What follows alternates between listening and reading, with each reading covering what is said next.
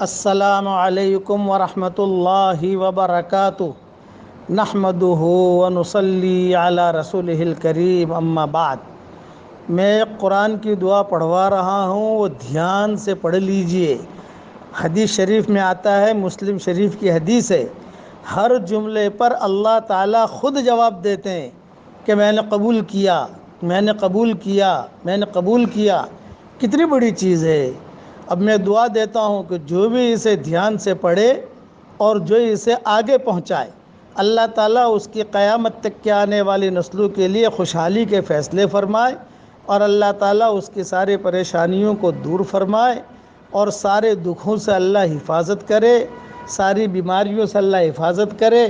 انہیں مکان کی ضرورت ہو اللہ مکان دے، انہیں دکان کی ضرورت ہو اللہ انہیں دکان دے، انہیں شوہر کی ضرورت ہو اللہ انہیں شوہر دے، انہیں بیوی